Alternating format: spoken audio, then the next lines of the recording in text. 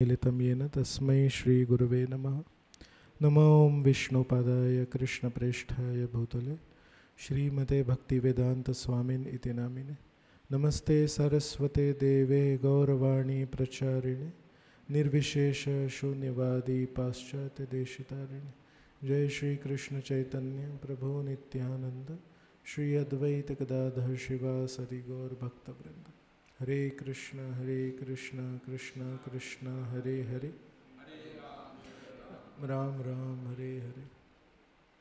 तो सबसे पहले मैं आभार प्रकट करना चाहूँगा कि कल शाम को हमारा प्रोग्राम था, उसके एक दिन पूर्व भी हमारा प्रोग्राम था और रात को सोते सोते ज़रूर ही हमको देरी हो गई है, लेकिन फिर भी आज काफ़ी संख्या में यहाँ भक्त आए हैं सुबह साथ मिलके जप करने के लिए। मैं कुछ कहने से पहले मैं आपको पूछना चाहूँगा कि आप में से कोई कुछ आपका अनुभव बताना चाहेगा कि आज सुबह जब सब लोग साथ में आए यहाँ पे, तो यहाँ ऐसे जप करके क्या अनुभव है आपका? क्या कोई बांटना चाहेगा किसी और के साथ? रोज़ हम अपने घर में अकेले जप करते हैं और आज हम साथ में आके जप किए हैं, तो कैसे लग रहा है? कोई अंतर है? जप अच्छा हुआ, खराब हुआ, नींद आ रही थी? अच्छा, तो प्रभु जी बता रहे कि थोड़ा ध्यान और बढ़ गया। हाँ जी प्रभु जी। हाँ, तो बहुत लोग यहाँ जप कर रहे हैं, तो उससे प्रभु जी बोल रहे रेजोनेंस हो रहा है, तो उससे काफ़ी ध्यान आता है।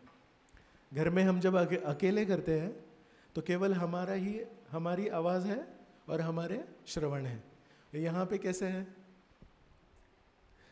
यहाँ पे बहुत सारे अन्य भक्तों की अभी आवाज़ है। हमारी आवाज़ कभी कभी कम हो जाती है, लेकिन वो बगल वाला जो भक्त है उसकी आवाज़ तो तेज ही है, तो फिर हमारा जप अच्छा होता है। एक मैं थोड़ी छोटी एक बात कहना चाहता हूँ कि अभी कुछ दिन पहले 7 जून को प्रभुपाद जी के एक वरिष्ठ भक्त है, उनका नाम है ब्रह्मानंद प्रभु। तो जिन्होंने श्रील प्रभुपाद लीलामृत पढ़ा है उनको पता है कि शुरुआत में जब प्रभुपाद जी अमेरिका गए, उनकी कोई भी पहचान नहीं थी वहाँ न्यूयॉर्क में। तो न्यूयॉर्क में अकेले गए और एक जगह उन्होंने भाड़े पे ली और वहीं कुछ प्रचार शुरू किए थे। तो पहले व्यक्ति उनको जो मिले अमेरिका में वो थे हॉवर्ड व्हीलर, जो बाद में हयग्रीव प्रभु बने। वो पहले अमेरिकन व्यक्ति है जिनका प्रभुपाद से संपर्क हुआ। और फिर उनके 3 दोस्त थे, तो एक का नाम था ब्रूस, एक का नाम था चक और एक का नाम था वॉली। ये श्रील प्रभुपाद लीलामृत में है, सब कोई खास कोई बात बता नहीं रहा हूँ मैं। तो ये जो ब्रूस थे, ये मतलब पहले 4 या 5 लोगों में से है जो प्रभुपाद जी को मिले हैं। तो उस समय ये जो नवयुवक थे वो जीवन में कुछ पाने की खोज में थे। अपने अपने घर में सब कुछ अच्छे से चल रहा था, लेकिन पैसा होने के बावजूद या धन संपत्ति, ये जो हॉवर्ड व्हीलर थे ये तो उधर यूनिवर्सिटी में इंग्लिश के टीचर थे, तो बहुत पढ़े लिखे भी थे। ये ब्रूस भी जो थे, उनके पिताजी बहुत बड़े लॉयर थे और घर में उनके जो भाई है वो जब चले गए तो उनके वो जो फंक्शन था उसमें बता रहे थे कि 30 कमरों का उनका एक बहुत बड़ा महल जैसा घर था। एक कनेक्टिकट नाम का एक स्टेट है अमेरिका में, वहाँ रहते थे, उनका घर था। लेकिन वो सब छोड़ के ये जो ब्रूस है वो इतना धन संपत्ति छोड़ के अमेरिका में न्यूयॉर्क, एक जो जगह है जैसे बम्बई प्रमुख शहर है भारत में, तो किसी को भी कुछ पाना है तो बम्बई जाता है, तो वैसे अमेरिका में न्यूयॉर्क है, तो किसी को भी कुछ करना है जीवन में तो न्यूयॉर्क पहुंच जाता है वो। तो ये लोग जीवन का सत्य क्या है ये ढूंढने के लिए न्यूयॉर्क में थे उस समय, और प्रभुपाद जी को मिले तो प्रभुपाद जी की तरफ बहुत आकर्षित हो गए और बहुत जल्द ही उन्होंने प्रभुपाद जी की शिक्षाओं को अपनाया। उस समय ये जो ब्रूस थे उनकी उम्र कुछ 24 थी, और जब प्रभुपाद जी को मिले, ये तो पूरी नई संस्कृति है प्रभुपाद जी जो उनको बता रहे हैं, लेकिन प्रभुपाद जी को मिलने से पहले ही ये ब्रूस शाकाहारी बन चुके थे। अभी अमेरिका जैसे देश में शाकाहारी बनना मतलब ये बहुत बड़ी चीज़ है। बचपन में जब छोटा बच्चा रहता है तो हम कैसे दूध पिलाते हैं, वैसे वहाँ मांस का पेस्ट बनाते हैं वो लोग। मुर्गी या ऐसा जो मांस है उसको एक मशीन में डालते हैं और उसका एकदम पेस्ट, जैसे टूथपेस्ट कैसा होता है वैसा पेस्ट बनाते हैं और उस पेस्ट को दूध में मिलाते हैं और वो छोटा बच्चा जो है ना उसको पिलाते हैं, क्योंकि उनके मन में इतना भर दिया है कि मांस खाए बिना आपका बेटा या बच्चा कभी अच्छा सेहतमंद नहीं होगा। तो ऐसे अमेरिका देश में जहाँ हर खाने में, हर चीज़ में मांसाहार है, अगर कोई व्यक्ति बिना किसी गुरु को मिले अगर शाकाहारी बन जाए, बहुत बड़ी चीज़ है। आज ये परिस्थिति कुछ सालों में भारत में भी आने वाली है। महाराष्ट्र में मैं देखता हूँ कि कितने लोगों से बात करता हूँ, अगर वो भक्ति नहीं कर रहा है मतलब मांसाहारी है।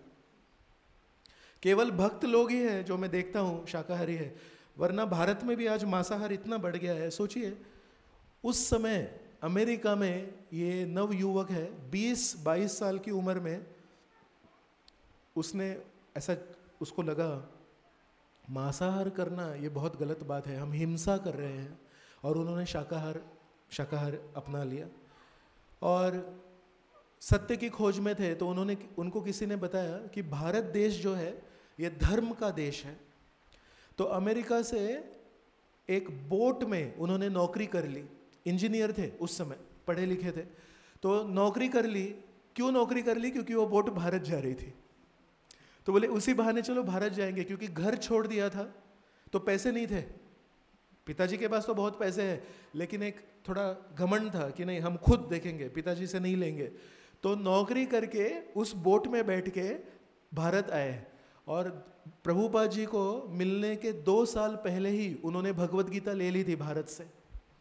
और प्रभुपाद जी को मिले तो पहले ही शाकाहारी थे और भगवत गीता पढ़ रहे थे, तो विशेष भक्त है। और जैसे ही प्रभुपाद जी को मिले तो प्रभुपाद जी की शिक्षाएं उन्हें बहुत अच्छी लगी और उन्होंने स्वीकार कर लिया। तो उनके पिताजी ने कहा उनको, आपके पास 2 पर्याय हैं, आप ये स्वामी जी के साथ रहना छोड़ दीजिए।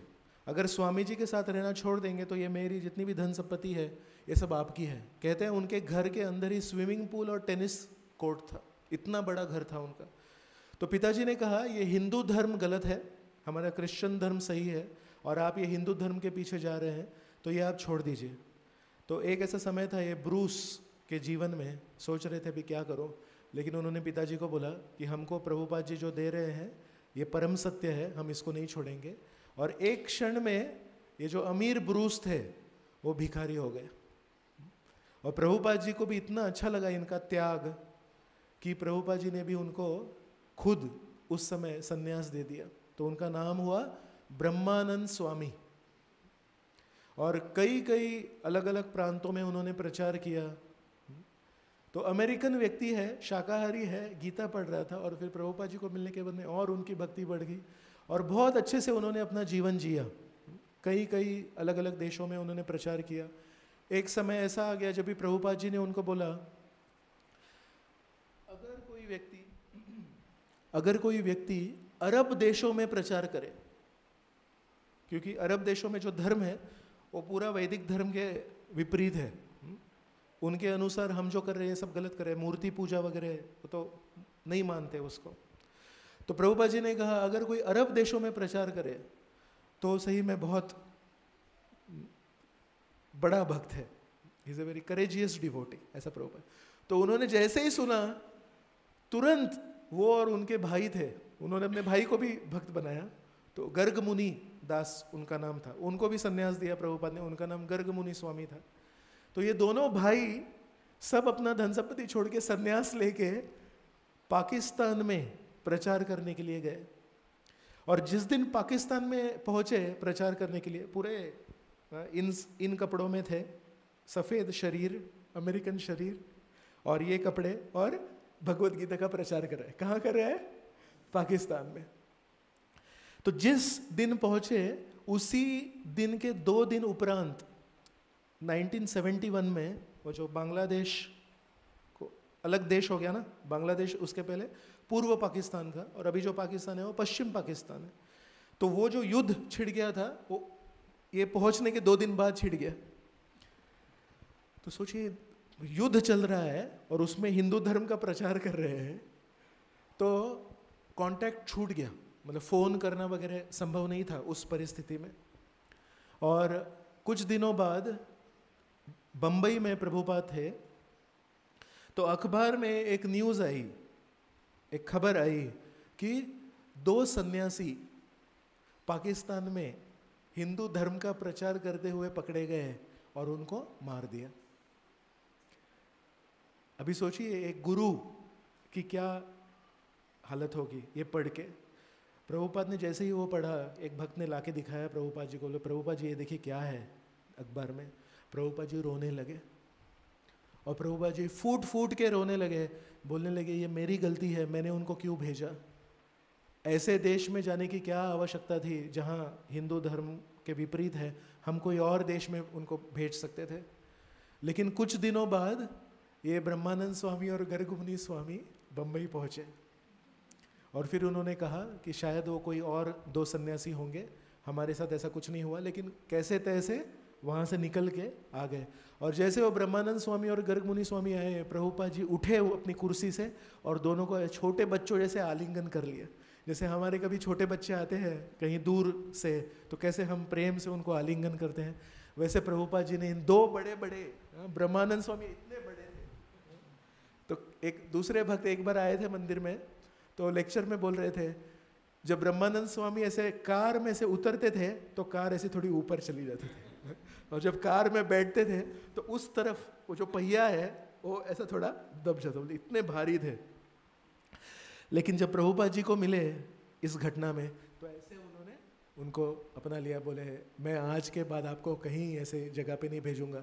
लेकिन वो बोले थे नहीं नहीं प्रभुपाद जी, हमको तो बहुत अच्छा लगा कि आपकी आज्ञा का पालन किया, तो पूरी तरह से समर्पित। फिर इन्हीं ब्रह्मानंद स्वामी को कुछ दिन बाद पता चला कि प्रभुपाद जी कह रहे हैं कि अफ्रीका में प्रचार होना चाहिए, अफ्रीका में प्रचार नहीं हो रहा है। तो ब्रह्मानंद स्वामी सफ़ेद व्यक्ति है, अफ्रीका चले गए और नाइजीरिया में पूरे अफ्रीका हमको लगता है एक देश है, लेकिन एक भूखंड है, वो कॉन्टिनेंट है पूरा। जैसे एशिया है, एशिया में एक देश भारत है, एक देश पाकिस्तान है, ऐसा है ना। तो ऐसे अफ्रीका तो एक पूरा कॉन्टिनेंट है, उसमें आज की परिस्थिति में 7 या 8 देशों में करीब 25 या 30 देश है अफ्रीका में, उसमें 7 या 8 देशों में आज प्रचार हो रहा है। लेकिन सबसे अच्छा प्रचार कृष्ण भावना का नाइजीरिया में है। नाइजीरिया में लैगोस नाम का जो शहर है, उसका कैपिटल है, उसमें बहुत बड़ा मंदिर है राधा कृष्ण का, इस्कॉन का, और वो मंदिर ब्रह्मानंद स्वामी ने बनाया है उस समय प्रचार करके। तो अफ्रीका ये पहले ही बहुत कठिन जगह है, मतलब वहाँ पैसे नहीं है लोगों के पास, तो वहाँ प्रचार करना मतलब किसी आपको पुस्तक देनी है, उस व्यक्ति को पुस्तक में इंटरेस्ट है लेकिन उसके पास पैसे नहीं है पुस्तक देने के लिए। तो सालों साल ब्रह्मानंद स्वामी कहीं कहीं से किताब इकट्ठा करके मुफ्त में अफ्रीका में बांटते थे। क्यों? क्योंकि वहाँ के लोगों के पास पैसा नहीं है, लेकिन उनकी इच्छा थी कि प्रभुपाद जी ने कहा है अफ्रीका में प्रचार होना चाहिए, तो किताबें उन्होंने मुफ्त में वितरण किया। और आज करीब करीब 7-8 देशों में वहाँ प्रचार हो रहा है, लेकिन उसके जो प्रमुख व्यक्ति है वो ब्रह्मानंद स्वामी है। फिर कुछ सालों बाद जब प्रभुपाद जी चले गए तो ऐसे कुछ भक्तों के साथ हुआ कि उनको प्रभुपाद जी से विशेष प्रेरणा मिलती थी, लेकिन प्रभुपाद जी जब पृथ्वी छोड़ के चले गए तो फिर उनको थोड़ा आध्यात्मिक जीवन में थोड़ी कठिनाई हुई, तो सन्यास रख नहीं पाए वो, तो उन्होंने सन्यास रख के फिर से अपने ब्रह्मानंद दास गृहस्थ के रूप में अपना जीवन बिता रहे थे। और कुछ पिछले 15 साल से वृंदावन में थे। अभी उन्होंने फिर सब प्रचार वगैरह छोड़ के अभी थोड़े बूढ़े हो गए। उस समय ही 24 साल के थे जब प्रभुपाद जी को मिले थे 1965 में। तो अभी फिर कुछ 10 या 15 साल से वृंदावन में थे और दिन भर माला करते थे और जो भी किताबें हैं प्रभुपाद जी की वो पढ़ते थे, और कभी कभी कुछ क्लास वगैरह भी देते थे राधा कृष्ण बलराम मंदिर में वृंदावन में। तो एक उनके जीवन में एक विशेष घटना है कि एक बार प्रभुपाद जी का जब वो देखभाल कर रहे थे तो अमेरिका में प्रभुपाद जी को तबीयत खराब हो गई उनकी, छाती में बहुत दर्द होने लगा। तो प्रभुपाद जी बोले कि मुझे हॉस्पिटल में लेके जाइए। तो हॉस्पिटल में लेके गए, लेकिन हॉस्पिटल में देखा प्रभुपाद जी ने, प्रभुपाद जी को ये पता नहीं था कि अमेरिकन हॉस्पिटल में क्या सिचुएशन है। उनको लगा यहाँ जैसे भारत में अच्छा हॉस्पिटल होता है वैसे ही। तो वहाँ जैसे ही एडमिट किया प्रभुपाद जी को, तो उनको हर में सुई डाल दी। तो प्रभुपाद जी को बहुत गुस्सा आया, ये क्या है, हमको दवाई दे रहे हैं कि क्या कर रहे हैं हमको। तो एक दिन में थोड़ी सी तबीयत उनकी जो ठीक हो गई, तो प्रभुपाद जी बोले हमको इस हॉस्पिटल में से लेके जाइए, बाहर लेके जाइए। अभी आज भी अगर किसी हॉस्पिटल में पेशेंट एडमिट है और उसको अब बिना बताए, बिना डिस्चार्ज किए ऐसे पेशेंट को भगा के लेके जाएंगे तो डॉक्टर को बहुत गुस्सा आता है। और ये अमेरिका जैसे एकदम सिस्टमेटिक जहाँ होता है, उधर तो सोचिए कितना बड़ा गुस्सा आएगा।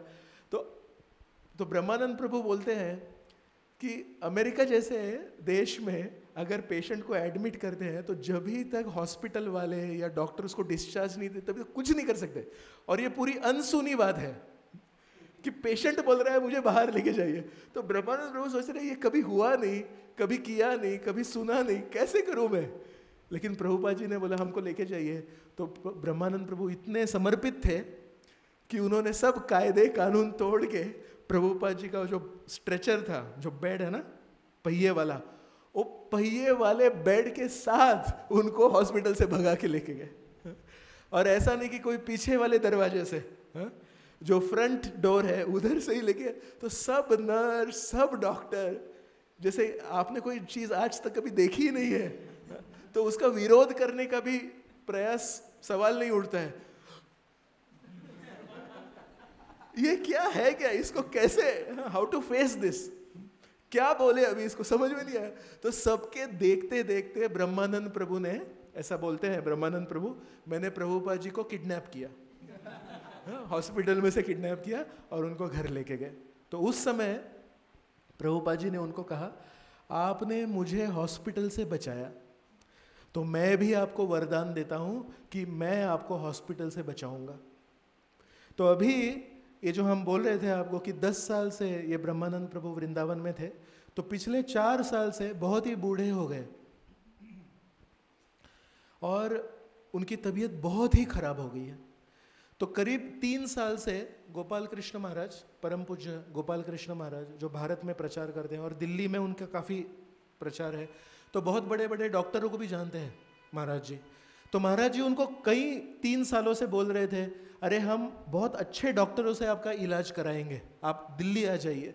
अभी वृंदावन से दिल्ली 3 घंटे है, लेकिन ब्रह्मानंद प्रभु बोले अभी हमने ठान लिया है वृंदावन को छोड़ के नहीं जाएंगे, हम मरेंगे यहीं पे, जिएंगे यहीं पे। तो इतनी खराब परिस्थिति होने के बावजूद भी वृंदावन में अगर कोई छोटा मोटा डॉक्टर है, वृंदावन छोटा सा गांव है, तो वहाँ कौन सा बड़ा डॉक्टर है, वहीं छोटा मोटा इलाज करके अपना जीवन जी रहे थे, माला कर रहे थे। लेकिन कुछ अभी दिन पहले बहुत ही हालत खराब हो गई उनकी। तो गोपाल कृष्ण महाराज ने उनको थोड़ा फोर्स किया, दोस्त दोस्त में ऐसा होता है, तो उनको फोर्स किया, बोले ये बहुत गलत है, ये सब हम मानेंगे नहीं। और अपोलो हॉस्पिटल नाम का एक बहुत बड़ा हॉस्पिटल है दिल्ली में, वहाँ उनके एक शिष्य है जो बहुत बड़े डॉक्टर है। तो गोपाल कृष्ण महाराज ने पूरी अरेंजमेंट की, 2 डॉक्टरों के साथ एक एम्बुलेंस भेजी वृंदावन में और उनको जबरदस्ती, जैसे उनकी इच्छा के विपरीत उनको एम्बुलेंस में डाल रहे थे। तो 3 बजे एम्बुलेंस पहुंची वृंदावन और 3:30 बजे निकल के शाम को दिल्ली में पहुंच के फिर उनका इलाज होने वाला था। तो नहीं बोल रहे थे, लेकिन फिर भी गोपाल कृष्ण महाराज बोल रहे, तो आदर से थोड़ा उनके मन में कोई चल रहा था कि क्या करूं, जाऊं नहीं जाऊं। तो उनको उठाया डॉक्टरों ने और जो भक्त थे उन्होंने, और एम्बुलेंस में लेके जा रहे थे। तो करीब 3:30 दोपहर को 3:30 के समय था। तो एम्बुलेंस में पहुंचने से पहले ही ब्रह्मानंद प्रभु अचानक से शरीर छोड़ दिए। और एम्बुलेंस में मतलब उतना ही अंतर था, घर से एम्बुलेंस में लेके जाते उतने में उन्होंने शरीर छोड़ दिया अचानक। इतनी भी कोई परिस्थिति खराब नहीं थी, दिल्ली लेके जा रहे थे उनको। तो फिर ये जब बात उनके भाई तक पहुंची, गर्ग मुनि प्रभु के तक पहुंची, तो गर्ग मुनि प्रभु ने ये बात बताई, हाँ अभी मुझे याद आया, बोले कि प्रभुपाद जी को जो हॉस्पिटल में रखा था हमने, 31 मई उधर एक मेमोरियल डे रहता है अमेरिका में, एक दिन है, 31 मई इज मेमोरियल डे। तो बोले 31 मई को प्रभुपाद जी को वो छाती में दर्द हुआ था, क्योंकि मुझे याद है हम मेमोरियल डे को गए थे, फिर वहाँ से आने के बाद में प्रभुपाद जी ने बोला था, मतलब 31 मई को प्रभुपाद जी को वो हुआ था। फिर उसके बाद में हम उनको कुछ दिन बाद हॉस्पिटल में लेके गए, क्योंकि हमारे पास पैसे नहीं थे हॉस्पिटल का खर्चा देने के लिए, तो कुछ पैसे इकट्ठा किए, फिर बाद में प्रभुपाद जी को हॉस्पिटल लेके गए। सब गरीब लोग थे ये लोग। तो बोलते हैं शायद वो जो प्रभुपाद जी का किडनैपिंग हुआ था, बोले तारीख हमको याद नहीं है अभी, 3-4 ही लोग थे, बोले मतलब शायद 5, 6, 7 ऐसा ही कुछ हुआ होगा। और 7 जून को ब्रह्मानंद प्रभु हॉस्पिटल में जाने से पहले चले गए। तो गर्ग मुनि प्रभु बोलते हैं जिन्होंने भी प्रभुपाद जी की सेवा की है, प्रभुपाद जी को सब याद है। वो बराबर एक एक भक्त ने समर्पण जो किया है और अपना जीवन त्याग किया है, वो प्रभुपाद जी बराबर उनको बचाते। तो प्रभुपाद जी ने उनको कहा था मैं तुमको हॉस्पिटल से बचाऊंगा, तो बराबर हॉस्पिटल जाने से पहले ही ब्रह्मानंद प्रभु चले गए। तो यही एक बात मुझे बतानी थी कि जिस जिस व्यक्ति ने अपने जीवन में प्रभुपाद जी के लिए थोड़ा बहुत जी किया है, प्रभुपाद जी उसके लिए बहुत ही कृतज्ञ है। हम अभी 4था अध्याय पढ़ रहे थे गीता का, तो उसमें श्लोक क्रमांक 25 से श्लोक क्रमांक 30 अगर आप देखेंगे तो उसमें 10 प्रकार के यज्ञ बताए हैं भगवान ने। हमको लगता है यज्ञ मतलब क्या, एक कुंड होना चाहिए, उसमें अग्नि होती है, फिर उसमें आप कुछ घी डालो, कुछ चावल वगैरह डालो, उसको यज्ञ कहते हैं। आप पढ़िए श्लोक क्रमांक 25 से श्लोक क्रमांक 30 4था अध्याय। 10 प्रकार के अलग अलग यज्ञ बताते हैं भगवान। एक बताते हैं, उसमें एक यज्ञ है, बोलते हैं कि कुछ लोग अपना श्रवण उसमें उसको एक यज्ञ कुंड बनाते हैं। तो जैसे ऐसे एक यज्ञ कुंड है ज़मीन पे, उसमें हम डालते हैं, तो हमारे कान भी अगर आप देखेंगे तो यज्ञ कुंड की तरह है, उसमें अंदर कुछ डाल सकते हैं हम। तो भगवान कहते हैं 27 या 28 श्लोक में कि जो व्यक्ति भगवान का नाम या भगवान का शिक्षा, उन्होंने भगवान ने जो बोले हैं, इनको भी अपने कान देता है, उसको भी भगवान यज्ञ तक लेके जाते हैं। और भी अलग अलग यज्ञ है, आप पढ़ लीजिए उसमें। और श्लोक क्रमांक 30 में भगवान कहते हैं कि ये यज्ञ की जो कंसेप्ट है, बेसिक कंसेप्ट क्या है यज्ञ की, मुझे जो भी मिला है वो भगवान की कृपा से मिला है, तो मैं उसमें से कुछ तो कम से कम कृतज्ञता पूर्वक भगवान को फिर से अर्पण करो। तो भगवान 30 क्रमांक श्लोक में कहते हैं अगर कोई व्यक्ति इस दुनिया में है और वो यज्ञ नहीं करेगा तो सुखी कैसे रहेगा। अगर किसी भी व्यक्ति को इस दुनिया में सुखी रहना है, भगवान कह रहे हैं, भगवत धाम जाने की बात नहीं कर रहे हैं, वो तो 7वें अध्याय 8वें अध्याय में भगवान बात करते हैं।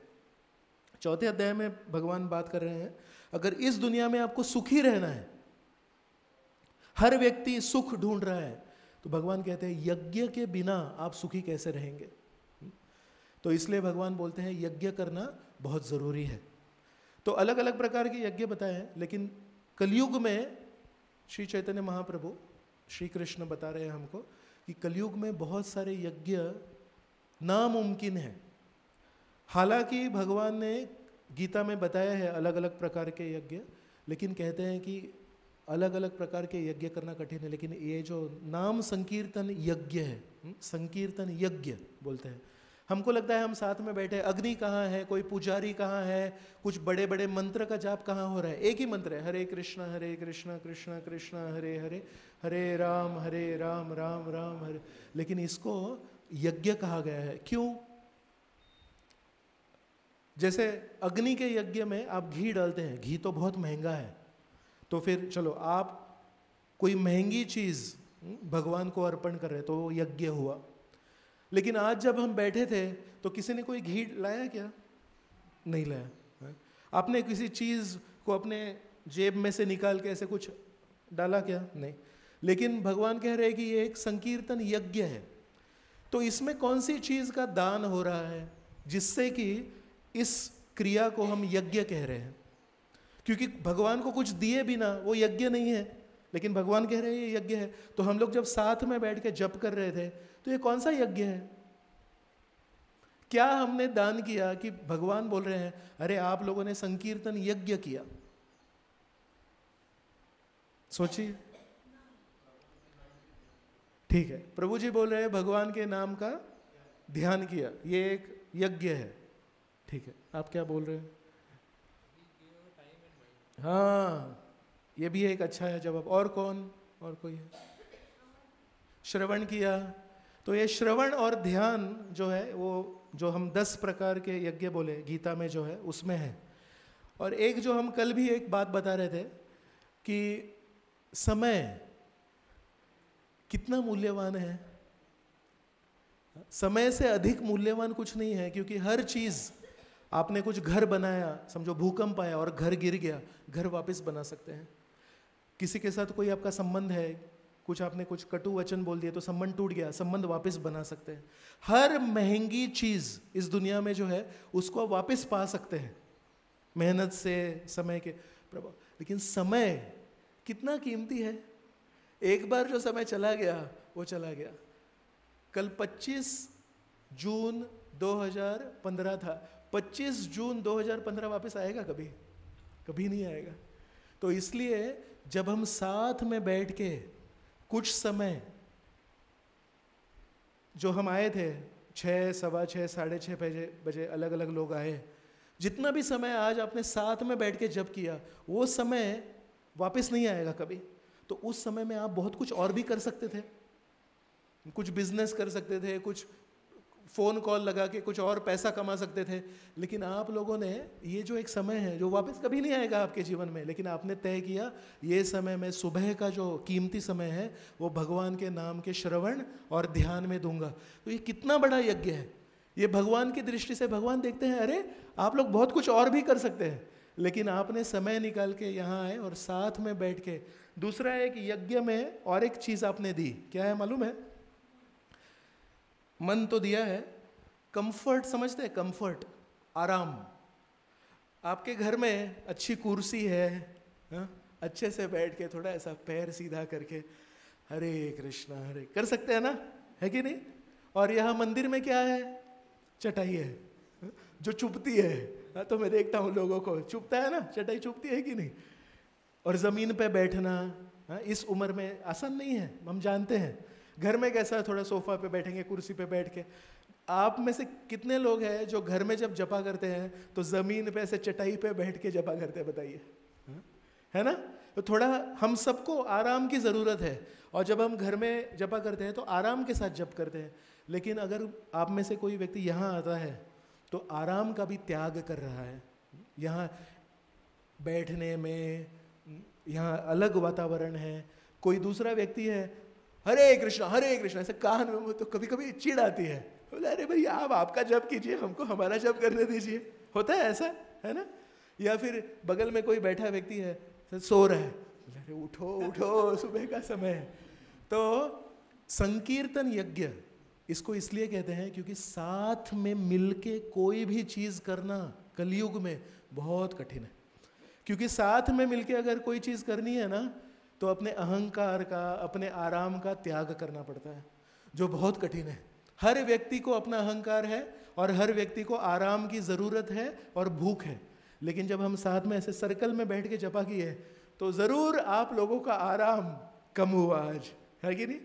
तो भगवान की दृष्टि से ये बहुत महत्वपूर्ण है कि इन्होंने समय निकाल के जप किया। लेकिन समय निकाल के जप तो आप घर में भी करते हैं, लेकिन खास करके जब हम साथ में मिलके जप करते हैं, अकेले अकेले नहीं, जब साथ में करेंगे तब वो संकीर्तन है। और जब हम घर में अकेले करते हैं तो उसको जप कहते हैं, है कि नहीं?